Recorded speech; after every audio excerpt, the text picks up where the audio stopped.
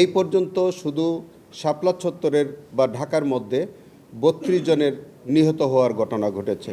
এর মধ্যে কয়েকজনের পোস্টমর্টেম রিপোর্ট হয়েছে, অনেকের পোস্টমর্টেম রিপোর্ট হয়নি, কিন্তু তাদের কবর এবং তাদের পরিবারের সদস্যদের সাথে আমাদের তদন্ত সংস্থার লোকজনদের যে কথাবার্তা, তাতে করে এই ৩২ জনের আইডেন্টিফিকেশনটা আমরা নিশ্চিত করা সম্ভব হয়েছে।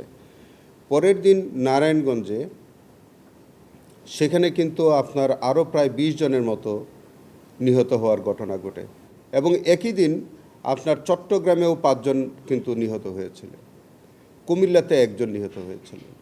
সব মিলিয়ে আমরা এই পর্যন্ত প্রায় ৫৮ জনের নিহত হওয়ার ঘটনা আমরা শনাক্ত করতে পেরেছি। তাদের পরিচয় আমরা পেয়েছি। একদম সুপিরিয়র কমান্ড যিনি দিয়েছেন, সরকার প্রধান থেকে শুরু করে তৎকালীন বাহিনী প্রধান, কমিশনার, পুলিশ কমিশনার সহ অনেকেই এটার সাথে জড়িত থাকতে পারে। তবে আমাদের এই মামলাটির তদন্ত কাজ প্রায় ৯০% আমাদের সমাপ্ত হয়ে গেছে।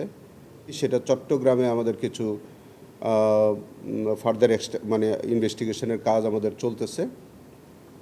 আমরা প্রত্যাশা করছি যে এই মামলার ধার্য তারিখ আছে ৭/৬/২০২৬ তারিখে। ৭/৬/২০২৬ তারিখের মধ্যেই আমরা যে কোনো সময় আশা করছি ইনশাল্লাহ আমরা এই তদন্তটা সম্পূর্ণ কনক্লুড করে আমরা রিপোর্ট সাবমিট করা সম্ভব হবে। হেফাজতে ইসলামের সদস্যরা যারা এই খুনের শিকার হয়েছেন, প্রত্যেক পরিবারের সদস্যদের বক্তব্য আমরা নিয়েছি।